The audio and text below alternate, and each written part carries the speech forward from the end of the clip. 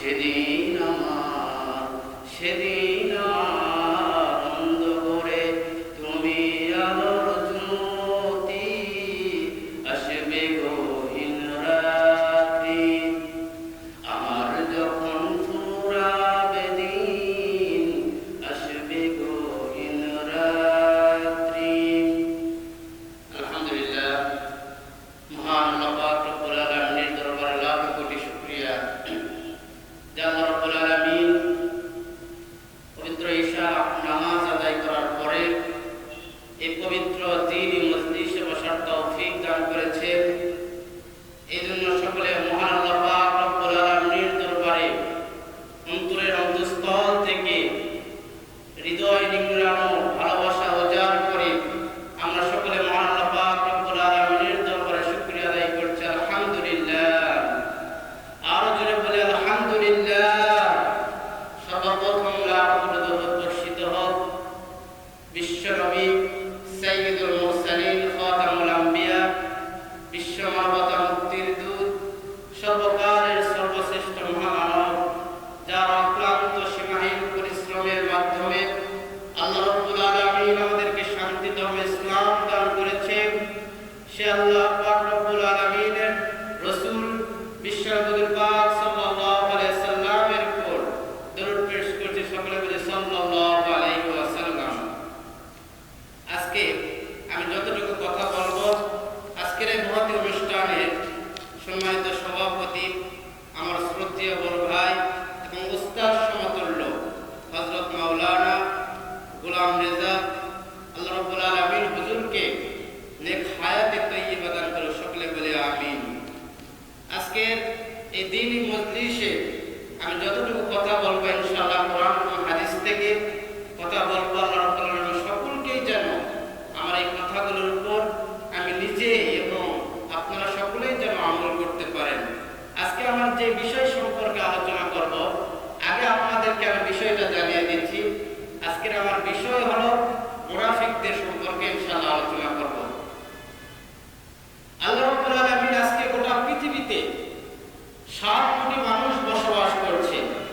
এই 7 কোটি মানুষের মধ্য থেকে প্রত্যেকটা মানুষ আল্লাহ রাব্বুল আলামিনের কোরআনের ভাষায় 4 শ্রেণীর মধ্যে বিভক্ত। কয় শ্রেণী? 4 শ্রেণীর মধ্যে বিভক্ত। প্রত্যেকটা মানুষ কেউ না কেউ এই 4 শ্রেণীর মধ্যে আছে। তো আমরা কোন শ্রেণীর মধ্যে পড়ছি, এটা আজকে আমাদের এখান থেকে আমাদেরকে শিক্ষা নিয়ে যেতে হবে। এই 4 শ্রেণীর মধ্যে আল্লাহ রাব্বুল আলামিন বললেন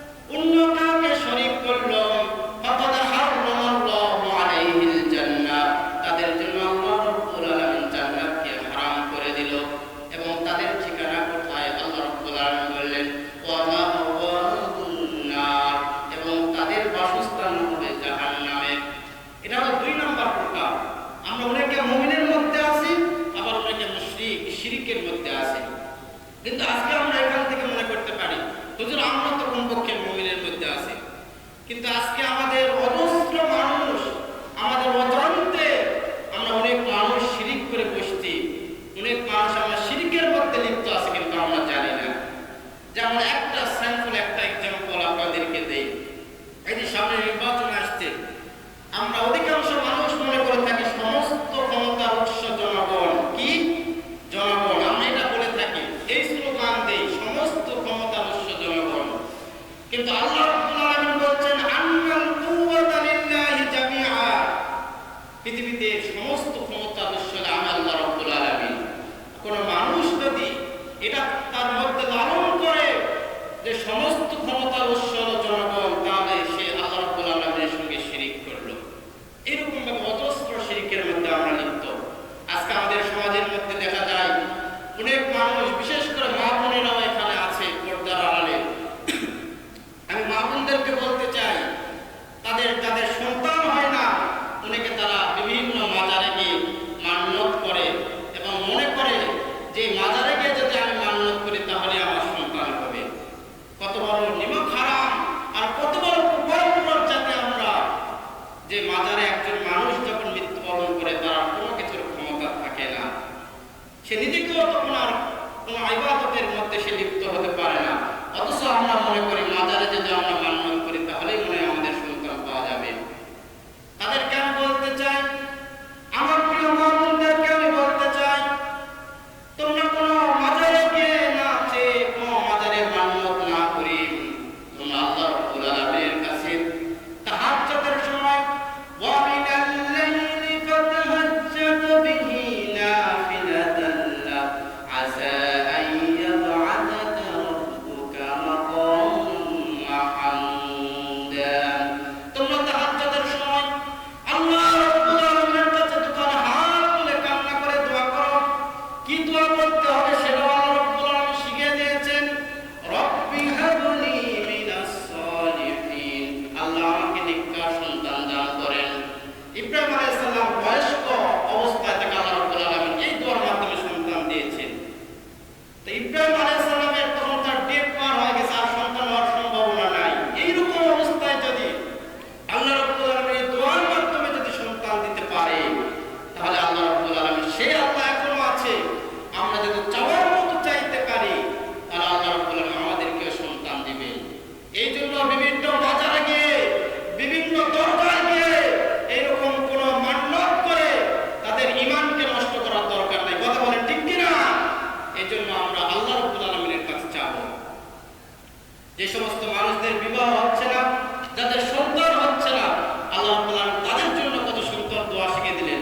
আল্লাহ রাব্বুল আলামিন চমৎকার ভাবে বলছেন, রব্বানা হাব লানা মিন আজওয়াজিনা ওয়া যুররিয়াতিনা কুররাতা আ'য়ুনিন ওয়াজআলনা লিল মুত্তাকিনা ইমামা।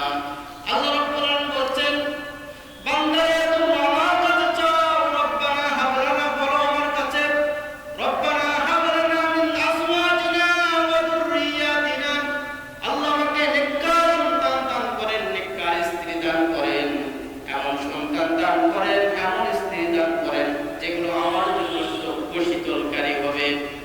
আল্লাহ রাব্বুল আলামিন আপনাদেরকে এমন সন্তান দান করবেন, এমন জীবন সঙ্গী দান করবেন যেগুলো আপনাদের চক্ষু শীতলকারী হবে। আজকে আমাদের বিবাহের মধ্যে আমাদের দেখা যায় কোলাহল, বিভিন্ন ঝগড়া বাজার সব সময় সংসারে লেগেই থাকে। যে একটা সন্তান আছে দেখা যায় বিভিন্ন নিশার মধ্যে যুক্ত তারা, কিন্তু আল্লাহ রাব্বুল আলামিন বলছেন, বান্দারে চাও, আমার কাছে চাও, আমি তোমাদেরকে চক্ষু শীতলকারী জীবন সঙ্গিনী দান করব, চক্ষু শীতলকারী সন্তান দান করব, যেটা তোমার দুনিয়াতেও কাজে আসবে, আখিরাতেও কাজে আসবে। কিন্তু আল্লাহ রাব্বুল আলামিনের কাছে চাইতে হবে। এই জন্য আল্লাহ রাব্বুল আলামিন কত সুন্দর করে বললেন, তোমরা আমার কাছে চাও, আমার কাছে দোয়া করো, রব্বানা হাব লানা মিন আজওয়াজিনা ওয়া যুররিয়াতিনা কুররাতা আ'য়ুনিন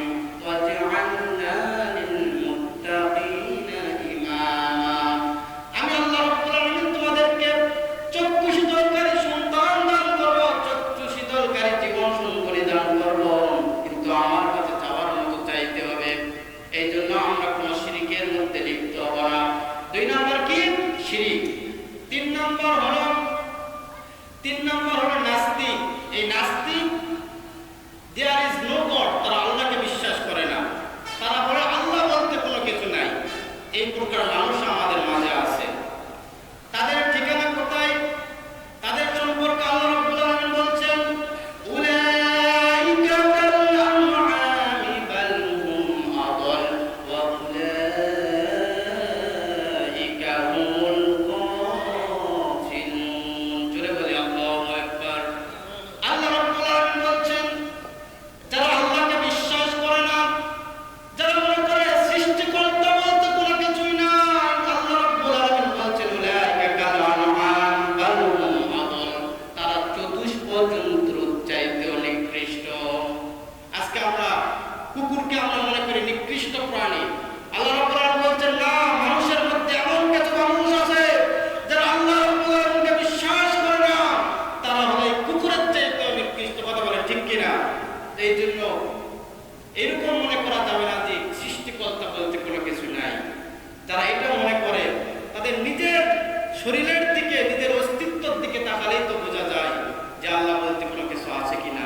আজকে আমাদের কত সুন্দর স্ট্রাকচার দিয়ে আল্লাহ রাব্বুল আলামিন আমাদেরকে তৈরি করেছেন, সৃষ্টি করেছেন, কিন্তু আমরা সেই আল্লাহকে, অনেক মানুষ আছে নাস্তিক, তারা বিশ্বাস করে না। যেন এখান থেকেও বেঁচে থাকতে হবে। 4 নম্বর প্রকার হলো মুনাফিক। এখন আপনাদেরকে বলবো যে মুনাফিক কোথায় আছে। যদি আমরা বলি যে আমরা হিন্দুদেরকে দেখতে চাই, তাহলে আমি বলবো আপনার পাশের আমাদের প্রতিবেশী দেশ ভারতে যান, সেখানে অজস্র হিন্দু দেখতে পারবেন আপনি। আপনি যদি বলেন যে আমি খ্রিস্টান দেখতে চাই, তাহলে আপনাদেরকে আমি বলবো আপনি আমেরিকাতে যান, লন্ডনে যান, সেখানে অধিকাংশ মানুষ তারা খ্রিস্টান। আপনি যদি বলেন আমি ইহুদিদেরকে দেখতে চাই, তাহলে আমি বলবো আপনি ইসরায়েলে যান, সেখানে অধিকাংশ মানুষ ইসরায়েল। আপনি যদি বলেন যে আমি বৌদ্ধদেরকে দেখতে চাই, তাহলে আপনি মায়ানমারে যান, সেখানে অধিকাংশ মানুষ বৌদ্ধ। কিন্তু আপনাদেরকে যদি আমি বলি যে মুনাফিকদেরকে আমরা দেখতে চাই, তাহলে কোথায় যেতে হবে? মুনাফিক এই প্যান্ডেলের নিচেই মুনাফিক থাকতে পারে, পারে কিনা? মুনাফিক কারা? যারা বেশভূষাকে আমাদের মতোই দাঁড়িয়ে আছে, টুপি আছে, লম্বা জামা আছে, কিন্তু ভিতরে তার মুনাফিকের আলামত থাকতে পারে, পারে কিনা? এই মুনাফিকটা হলো সবচেয়ে একটা খারাপ জাতি। দেখেন আপনি কোরআনুল কারীমের মধ্যে আল্লাহ তাআলা মুমিনদের জন্য সূরা অবতীর্ণ করেছেন, আবার কাফেরদের জন্য সূরা অবতীর্ণ করেছেন, আবার মুনাফিকদের জন্য সূরা অবতীর্ণ করেছেন। এই মুনাফিকদের সম্পর্কে যে আয়াতগুলো আল্লাহ রাব্বুল আলামিন অবতীর্ণ করেছেন, বিশাল একটা সূরা অবতীর্ণ করেছেন 28 নম্বর পারায়, প্রায় 1.5 পৃষ্ঠার মতো। আবার কাফেরদের সম্পর্কে আল্লাহ রাব্বুল আলামিন যে সূরা অবতীর্ণ করেছেন, সেটা হলো সূরাতুল কাফির। আপনি 30 পারায় দেখতে পাবেন, প্রায় 3-4 লাইনের মতো একটা সূরা। তাহলে এখান থেকে আল্লাহ রাব্বুল আলামিনের কথা থেকে, এই সূরা থেকে আমরা শিক্ষা নিতে পারি যে কাফেরদের বৈশিষ্ট্য বর্ণনা করতে গিয়ে আল্লাহ রাব্বুল আলামিন মাত্র ছোট্ট একটা সূরা অবতীর্ণ করলেন। আর মুনাফিকদের সম্পর্কে আল্লাহ রাব্বুল আলামিন তার আলামত বলতে গিয়ে বিশাল একটা সূরা অবতীর্ণ করলেন। এর দ্বারাই বোঝা যাচ্ছে যারা কাফের, যারা মুশরিক, তাদের চাইতেও বড় ভয়ঙ্কর হলে মুনাফিক। কথা বলেন ঠিক কিনা? তো আমাদের মধ্যে মুনাফিক থাকতে পারে। যেহেতু মুনাফিক এত ভয়ঙ্কর এবং একটা সেনসিটিভ বিষয়, এই জন্য আজকে মুনাফিকদের সম্পর্কে সামান্য কিছু কথা ইনশাআল্লাহ কোরআন কারীম থেকে তুলে ধরবো। আমাদের মধ্যে যদি কারো ভিতরে মুনাফিকের আলামতগুলো যদি থেকে থাকে, আমরা ইনশাআল্লাহ চেষ্টা করব এই মুনাফিকের আলামতগুলো থেকে যেন আমরা বাঁচতে পারি। এই মুনাফিকদের সম্পর্কে আল্লাহ রাব্বুল আলামিন এত কঠিন কথা কোরআন কারীমের মধ্যে বলেছেন, ইস্তাগফির লাহুম আও লা তাস্তাগফির লাহুম ইন তাস্তাগফির লাহুম 70 মাররা। আল্লাহ রাব্বুল আলামিনের কাছে, আল্লাহ রাব্বুল আলামিনের রাসূলুল্লাহর কাছে একজন মুনাফিকের সন্তান আসলেন।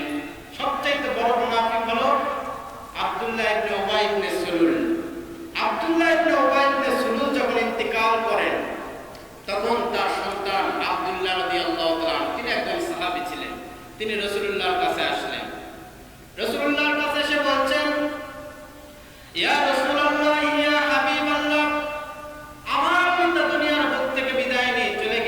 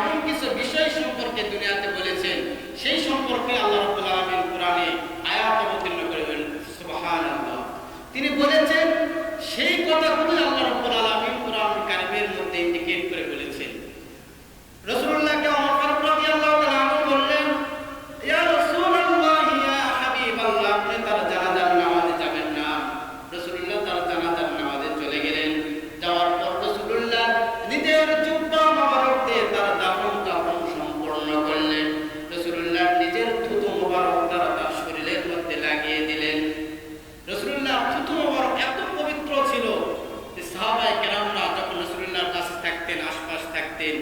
রাসূলুল্লাহ যখন তার থুতু ফেলাইতো সঙ্গে সঙ্গে সাহাবীরা সেগুলি তার শরীরের মধ্যে মাখতেন। সুবহানাল্লাহ। এমন একজন রাসূল আমরা পেয়েছি, তার আমাদের থুতু তো দুর্গন্ধ করে, আর রাসূলুল্লাহর থুতু ছিল মেশক আম্বরের মতো গন্ধ। সুবহানাল্লাহ। এই জন্য সাহাবীরা সেই থুতুগুলো নিয়ে তাদের শরীরের মধ্যে মাখতেন। রাসূলুল্লাহ তার নিজের থুতু মুনাফিকদের সর্দার উবাই ইবনে সুলুলের গায়ের মধ্যে মাখিয়ে দিলেন, তার নিজের জুব্বা দ্বারা দাফন সম্পন্ন করলেন। এবার রাসূলুল্লাহ যখন তার জানাজার নামাজের মধ্যে যাবেন, এমন সময় আল্লাহ রাব্বুল আলামিন জিবরিল আমিনকে রাসূলুল্লাহর কাছে পাঠিয়ে দিলেন। সঙ্গে সঙ্গে কোরআনুল কারীমের আয়াত অবতীর্ণ হয়ে গেল। ইস্তাগফির লাহুম আও লা তাস্তাগফির লাহুম ইন তাস্তাগফির লাহুম 70 মাররাতান ফালান ইয়াগফিরাল্লাহু লাহুম। আল্লাহ রাব্বুল আলামিন আয়াত অবতীর্ণ করে জানিয়ে দিলেন, হে রাসূল, ইস্তাগফির লাহুম আও লা তাস্তাগফির লাহুম ইন তাস্তাগফির লাহুম 70 মাররা। আপনি একবার নয়, দুইবার নয়, 70 বার যদি মুনাফিকদের সম্পর্কে আপনি যদি তওবা করেন, আপনি যদি তাদের জন্য দোয়া করেন, ইস্তিগফার করেন, আপনার জুব্বা মোবারক দিয়েও যদি তাদের দাফন কাফন সম্পন্ন করেন, আল্লাহ রাব্বুল আলামিন তাদেরকে ক্ষমা করে দিবেন না। কত বড় কথা! রাসূলুল্লাহ নিজের জুব্বা মোবারক দিয়েছেন, নিজের থুতু লেগে দিয়েছেন, কিন্তু রাসূলুল্লাহ কাছে সঙ্গে সঙ্গে কোরআনুল কারীমের আয়াত অবতীর্ণ হয়ে গেছে যে আপনি একবার নয়, দুইবার নয়, 70 বার যদি তাদের সম্পর্কে আপনি যদি ইস্তিগফার করেন, দোয়া করেন, সেই দোয়া আমি কবুল করব না। এত মুনাফিক, এত সেনসিটিভ বিষয়। এই জন্য মুনাফিকদের সম্পর্কে ইনশাআল্লাহ আলোচনা করা হবে। অথচ রাসূলুল্লাহর মান কেমন, রাসূলুল্লাহর জীবনের প্রত্যেকটা মুহূর্ত কেমন ছিল, আল্লাহ রাব্বুল আলামিন রাসূলুল্লাহকে কেমন ভালোবাসতেন, তার দোয়া কতটুকু কবুল করতেন, এই সম্পর্কে সামান্য একটা এক্সাম্পল দেই। রাসূলুল্লাহ যখন মক্কা থেকে মদিনায় চলে গেলেন, রাসূলুল্লাহর বাসস্থান ছিল মক্কাতে। রাসূলুল্লাহ তার মনটা সব সময় মক্কার দিকে লেগে থাকতো, কখন না জানে আমি মক্কার সেই কাবা ঘরের পাশে যাব। রাসূলুল্লাহ মদিনাতে যখন গেলেন, তখন কিবলা ছিল বাইতুল মুকাদ্দাস। রাসূলুল্লাহ বাইতুল মুকাদ্দাসের দিকে মুখ করে কিবলা দিক হয়ে রাসূলুল্লাহ নামাজ সালাত আদায় করতেন। রাসূলুল্লাহ মনের মধ্যে মনটা চাইতো, আমি তো মক্কার দিকে সেই কাবা শরীফের দিকে মুখ করে যদি নামাজ আদায় করতে পারতাম, কতই না ভালো হতো। রাসূলুল্লাহ জোহরের নামাজ আদায় করছিলেন, এমন সময় মনের মধ্যে এরকম পরিকল্পনা করছিলেন, আমি যদি বাইতুল মুকাদ্দাসের দিকে মুখ না করে, আমি যদি কাবার দিকে মুখ করে যদি আমি নামাজ আদায় করতে পারতাম, তাহলে আমার মনে কতই না তৃপ্তি পাইতাম। রাসূলুল্লাহ 2 রাকাত নামাজ আদায় করা হয়ে গেল। এমন সময় আল্লাহ রাব্বুল আলামিন কোরআনুল কারীমের আয়াত অবতীর্ণ করে জানিয়ে দিলেন, قد نرى تقلب وجهك في السماء فلنولينك قبلة ترضاها فول وجهك شطر المسجد الحرام। রাসূলুল্লাহর কাছে আয়াত অবতীর্ণ করে জানিয়ে দিলেন, ইয়া রাসূলুল্লাহ, ইয়া হাবিবাল্লাহ, আপনি এই মুহূর্তে আপনার কিবলাকে ঘুরে নিয়ে আপনি কাবার দিকে মুখ করে আপনি নামাজ আদায় করেন। সেই মসজিদটা এখনো আছে, যারা আপনারা হজ করতে গিয়েছেন বা উমরা করেছেন, সেই মসজিদের নাম মসজিদুল কিবলাতাইন। অর্থাৎ রাসূলুল্লাহ 2 রাকাত নামাজ বাইতুল মুকাদ্দাসের দিকে মুখ করে করেছেন, আর 2 রাকাত নামাজ কাবা শরীফের দিকে মুখ করে রাসূলুল্লাহ সাল্লাল্লাহু আলাইহি ওয়াসাল্লাম নামাজ আদায় করেছেন। সুবহানাল্লাহ। রাসূলুল্লাহর মান কেমন, মর্যাদা কেমন, আল্লাহর কাছে রাসূলুল্লাহর গুরুত্ব কেমন, রাসূলুল্লাহ খালি কল্পনা করেছেন, সঙ্গে সঙ্গে আল্লাহ কবুল করেছেন। আর অপরদিকে রাসূলুল্লাহ নিজের শরীর মোবারকের জামা এই মুনাফিকের গায়ে দিয়েছে, রাসূলুল্লাহ থুতু মোবারক দিয়েছে, তার জন্য ইস্তিগফার করেছে, তারপর রাসূলুল্লাহ তওবাকে কবুল করেন। আল্লাহ বলছেন 70 বার যদি তুমি তওবা করো, তারপর তোমার তওবা কবুল করব না। এই জন্য এখান থেকে বোঝা যাচ্ছে যে মুনাফিক কত বড় একটা ভয়ঙ্কর, এবং তাদের বাসস্থান কোন জায়গায়, তাদের বাসস্থান কোথায়, এই সম্পর্কে আল্লাহ রাব্বুল আলামিন বলছেন, ইন্নাল মুনাফিকিনা ফিদ দারকিল আসফালি মিনান নার ওয়া লা তাজিদ লাহুম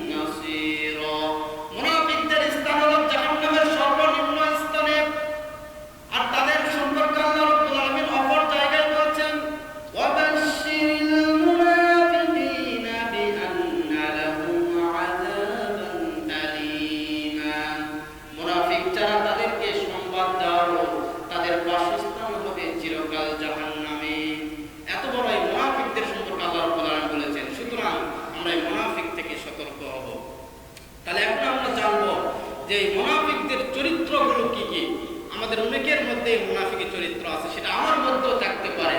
যদি আমার মধ্যে থাকে, আপনাদের মধ্যে থাকে, আমরা ইনশাআল্লাহ সংশোধন হব। 1 নম্বর মুনাফিকের আলামত হলো কোরআন কারীমের 2 নম্বর সূরা সূরাতুল বাকারা 8 নম্বর আয়াতে আল্লাহ রাব্বুল আলামিন সুন্দর করে চমৎকার করে জানিয়ে দিচ্ছেন, ওয়া মিনান নাসি মান ইয়াকুলু আমান্না বিল্লাহি ওয়া বিল ইয়াউমিল আখির ওয়া মা হুম বিমুমিনিন। জোরে বলি আল্লাহু আকবার। আল্লাহ রাব্বুল আলামিন বলছেন, ওয়া মিনান নাসি মান ইয়াকুলু আমান্না বিল্লাহ, তারা মুখে মুখে বলে আমান্না বিল্লাহ, আমরা আল্লাহর উপর ঈমান এনেছি, কিন্তু আল্লাহ রাব্বুল আলামিন বলছেন কিন্তু তারা প্রকৃতপক্ষে মুমিন নয়। কারণ তারা মুখে মুখে বলে যে আমরা ঈমান এনেছি, কিন্তু বাহ্যিক থেকে তারা আবার দেখা যায় যে তাদের মধ্যে অনেক মুনাফিকি, তাদের কথা আর তাদের কাজের মধ্যে মিল থাকে না। তারা বলে আমরা ঈমান এনেছি আল্লাহর রাসূলের উপর, কিন্তু তাদের কাজ কর্ম সেগুলো মুনাফিকদের চরিত্রের মধ্যে হয়ে যায়। এজন্য 1 নম্বর হলো কথা কাজের মিল থাকতে হবে। আমরা যাতে যে আল্লাহ এবং তার রাসূলকে যেমনি ভাবে ভালোবাসি, জীবনের প্রত্যেকটা ক্ষেত্রে রাসূলুল্লাহকে তেমনি ভাবে ভালোবাসতে হবে। সেটা আমাদের সংসার জীবন থেকে হোক, সংসার জীবন থেকে শুরু করে সামাজিক জীবন থেকে শুরু করে রাষ্ট্র পর্যন্ত প্রত্যেকটা ক্ষেত্রে রাসূলুল্লাহকে একইভাবে ভালোবাসতে হবে।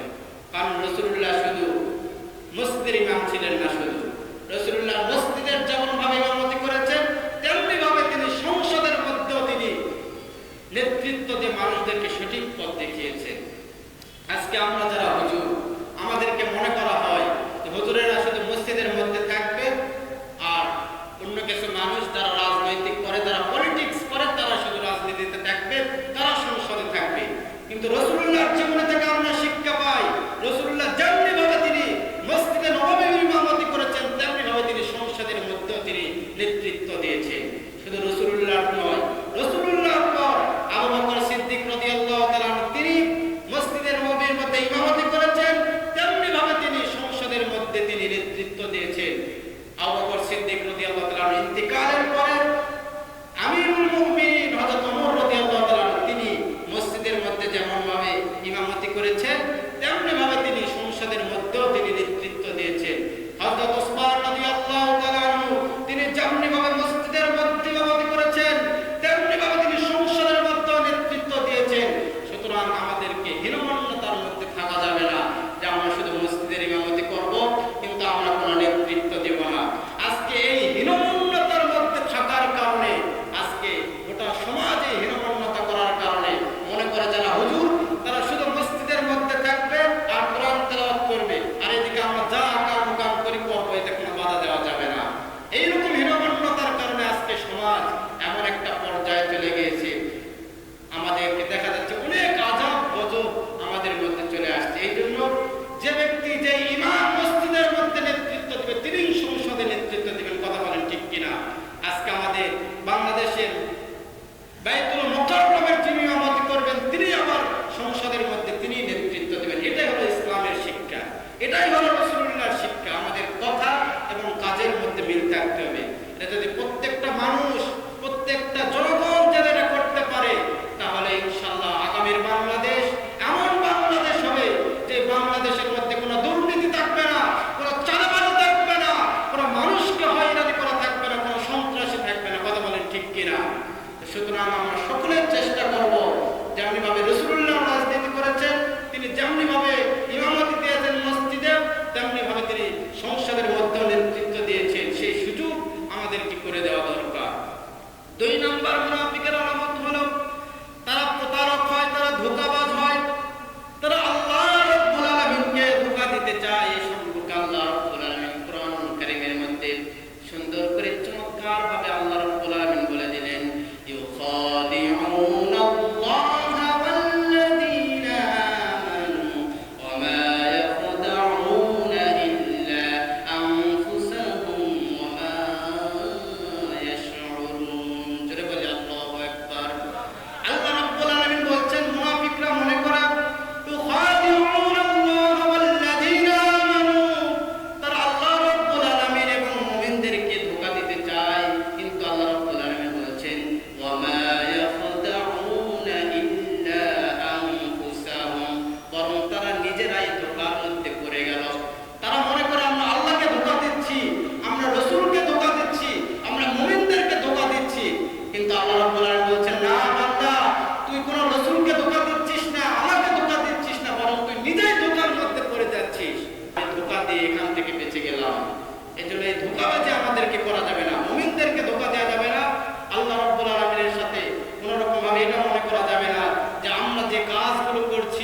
সমস্ত মানুষের সঙ্গে ধোঁকাবাজি করছে, এগুলো তো কেউ দেখছে না। আল্লাহ বলছেন সব কিছু দেখছি, আজকে তুই এই কাজগুলো কর, তো সময় আছে, আমি তোমার সময় মতো তোকে ধরবো। 3 নম্বর হলো মুনাফিকরা হয় সুবিধাবাদ জিন্দাবাদ, তারা যেই দিকে সুবিধা পায় সেদিকেই যায়। এই সম্পর্কে আল্লাহ রাব্বুল আলামিন কোরআনুল কারীমের মধ্যে চমৎকার ভাষায় বলছেন, ওয়া ইযা লাকুল্লাযীনা আমানু ক্বালু আমান্না ওয়া ইযা খালাউ ইলা শায়াতিনহিম ক্বালু ইন্না মা'আকুম ইন্নামা নাহনু মুস্তাহজিউন। জোরে বলি আল্লাহু আকবার। আল্লাহ রাব্বুল আলামিন বলছেন, ওয়া ইযা লাকুল্লাযীনা আমানু ক্বালু আমান্না, যারা মুনাফিক তারা তো বলে লাকুল্লাযীনা আমানু ক্বালু আমান্না, আমরা তো ঈমান এনেছি। ওয়া ইযা খালাউ ইলা শায়াতিনহিম, তারা মুখে বলে আমরা ঈমান এনেছি, কিন্তু তাদের কাজকর্মগুলো হয় শয়তানের মতো। আর তাদের কাজকর্মগুলো শয়তানের মতো হওয়ার কারণে তারা শয়তানের বন্ধু হয়ে যায়।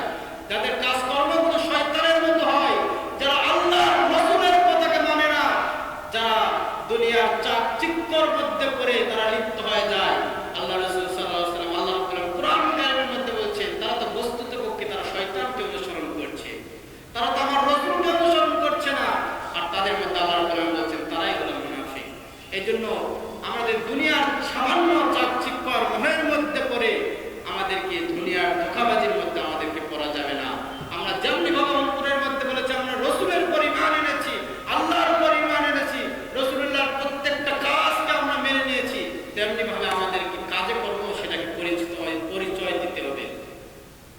3 নম্বর হলো আল্লাহ রাব্বুল আলামিন বলছেন, যারা মুনাফিক তারা হলো লোক দেখানো কাজ করে, লোক দেখানো নামাজ পড়ে। তারা যখন নামাজ পড়ে তাদের নামাজটা হয় লোক দেখানো। এই সম্পর্কে আল্লাহ রাব্বুল আলামিন কোরআন কারীমের মধ্যে বলছেন, ইন্নাল মুনাফিকুনা ইউখাদিউনা আল্লাহা ওয়া হুয়া খাদিউহুম ওয়া ইযা ক্বামু ইলাস সালাতি ক্বামু কুসালা ইউরাউনা আন-নাসা ওয়া লা ইয়াযকুরুনা আল্লাহা ইল্লা ক্বালিলা। আল্লাহ রাব্বুল আলামিন বলছেন, যারা মুনাফিক তারা যখন নামাজের মধ্যে দাঁড়ায় তাদের নামাজের মধ্যে অলসতার ভাব থাকে, তাদের নামাজ দেখলে মনে হয় এই ব্যক্তিটা মুনাফিক। তারা নামাজ যেটা পড়ে নামাজ, তারা প্রকৃতপক্ষে আল্লাহ রাব্বুল আলামিনের জন্য নামাজ পড়ে না, তারা নামাজ পড়ে মানুষকে দেখানোর জন্য। আজকে আমাদের সমাজের মধ্যে অনেক মানুষ আছে যারা মানুষকে দেখানোর জন্য নামাজ পড়ে। আপনাদেরকে এক্সাম্পল দিলে আপনারা বুঝতে পারবেন। এই যে সামনে নির্বাচনের সময় আসছে, দেখবেন অনেক নেতা নেত্রী আছে জীবনে নামাজ পড়ে নাই, কিন্তু এই নির্বাচনের সময় আসলে দেখা যাবে মসজিদের মধ্যে টুপি দিয়ে নামাজের মধ্যে চলে গেছে। একবার নয়, দেখবেন যে এক জায়গায় আসরের নামাজ আদায় করছে, আসর নামাজ আদায় করার পর কিছু দূর যায় দেখে কিছু মানুষ নামাজ পায় নাই, 15-20 জন মানুষ হয়তো আছে, তারা আবার সেখানে এই নেতা দেখবেন আবার সেখানে নামাজ পড়া শুরু করছে। এখন নামাজ শেষে এখন কর্মী বলে, যে নেতা কি খবর, আপনি তো সেখানে আসরের নামাজ পড়লেন, আবার যেখানে আসরের নামাজ পড়লেন। তখন নেতা বলে, ওর আসরের নামাজ থাক, একে কিছু মানুষের সাথে আমার মোলাকাত হয়ে গেল, সারা জীবন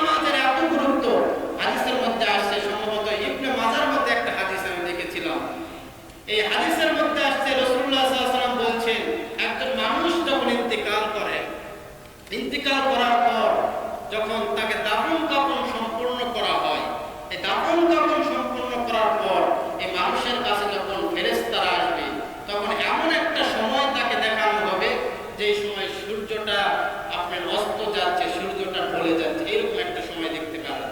আপনি আমি যখন ইন্তিকাল করব, ইন্তিকাল করার পর দাফন কাফন যখন সম্পূর্ণ হয়ে যাবে, তখন আমাদেরকে যখন আবার জাগ্রত করা হবে, তখন আমরা দেখতে পাবো যে সূর্যটা ঢলে যাচ্ছে, এইরকম একটা অবস্থা, একটা দৃশ্য আমরা দেখতে পাবো।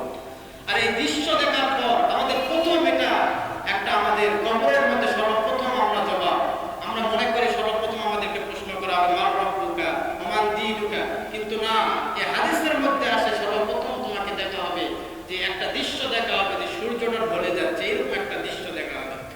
এই দৃশ্য দেখার পর এটা একটা এমন একটা দৃশ্য, যে দৃশ্য দেখার পর এই সময়টা হলো মাগরিবের নামাজের সময়, সূর্য যখন ঢলে যায় এটা একটা মাগরিবের নামাজের সময়। এই ব্যক্তিটা যদি প্রকৃতপক্ষে নামাজি হয়, তখন সে সঙ্গে সঙ্গে সে আপনি ব্যস্ত হয়ে যাবে যে আমাকে ওযু করার জন্য পানি দিলে আমি নামাজের মধ্যে দাঁড়াবো। আর সে যদি প্রকৃতপক্ষে নামাজি না হয়, তাহলে তখন সে জাগ্রত হওয়ার পর সে বসে থাকবে, কোনো নামাজের তখন তার মধ্যে কোনো খেয়াল থাকবে না। রাসূলুল্লাহ হাদিসের মধ্যে বলছেন, এই প্রশ্নের মধ্যে যদি কেউ পার পায়, আল্লাহ রাব্বুল আলামিন তাকে প্রশ্নগুলো তার জন্য সহজ করে দিবেন। সুবহানাল্লাহ। আজকে যদি আমরা প্রকৃতপক্ষে যদি নামাজি হই, তাহলে কবরের মধ্যে সর্বপ্রথম আমাদের যে প্রশ্ন, সর্বপ্রথম আমাদেরকে যে দৃশ্য দেখানো হবে যে মাগরিবের নামাজের সময় হচ্ছে, আমরা প্রকৃত নামাজি হলে সঙ্গে সঙ্গে আমরা সেই দৃশ্য দেখে আমরা বলবো যে আমাদের ওযু করার জন্য আমাকে পানি দেওয়া, আমি নামাজ পড়বো। যেমন একজন মানুষ যদি কেউ ঘুমে যায় আসরের পর, সে ঘুম থেকে ওঠার পর যদি দেখে যে সূর্যটা ঢলে যাচ্ছে, সে যদি প্রকৃতপক্ষে নামাজি হয়, তাহলে কিন্তু সে ব্যস্ত হয়ে যাবে ওযু করার পানির জন্য। আমাদেরকে যখন কবরের মধ্যে জাগ্রত করা হবে, সর্বপ্রথম এইরকম একটা দৃশ্য আমরা দেখতে পাবো। এই জন্য সকলের কাছে আমার উদাত্ত আহ্বান যে আমরা কখনো নামাজকে তরক করবো না, নামাজকে ছেড়ে দিব না। এই নামাজটা আমাদের জীবনের সবচেয়ে বড় সম্বল। এই নামাজ সম্পর্কে আল্লাহ রাব্বুল আলামিন সূরাতুল কালামের মধ্যে বলছেন, ইয়াউমা ইউহশারু আন সাকিন ওয়া ইউদআউনা ইলাস সুজুদি ফালা ইয়াস্তাতিউন খাশিআতান আবসারুহুম তারহাকুহুম দিল্লাহ ওয়া ক্বাদ কানু ইউদআউনা ইলাস সুজুদি ওয়া হুম সালিমুন। আল্লাহ রাব্বুল আলামিন বলছেন, কিয়ামতের ময়দানে আল্লাহ রাব্বুল আলামিন মানুষদেরকে বলবে, তোমরা নামাজ আদায় করেছো কিনা? তখন কিছু মানুষ আছে যারা দুনিয়ার বুকে নামাজ আদায় করে নাই, তারা বলবে আমরা নামাজ আদায় করেছি। কিন্তু আল্লাহ রাব্বুল আলামিন বলবে, তুমি যদি সত্যিকারের নামাজ আদায় করে থাকো, তাহলে তুমি আজকে রুকু করো, সিজদা করো। আল্লাহ রাব্বুল আলামিন কোরআন কারীমের মধ্যে সুন্দরভাবে চমৎকারভাবে জানিয়ে দিলেন, কাল কিয়ামতের ময়দানে যারা দুনিয়ার বুকে নামাজ আদায় করে নাই, তারা সেই দিন রুকু করতে চাইবে, সিজদা করতে চাইবে, কিন্তু সেদিন তারা রুকুও করতে পারবে না, সিজদাও করতে পারবে না। এই জন্য আমাদেরকে নামাজের মধ্যে অলসতা করা যাবে না। নামাজের মধ্যে যারা অলসতা করে, তাদের চরিত্রটা সম্পর্কে আল্লাহ বলছেন, তাদের সেই চরিত্রটা হলো মুনাফিকি চরিত্র।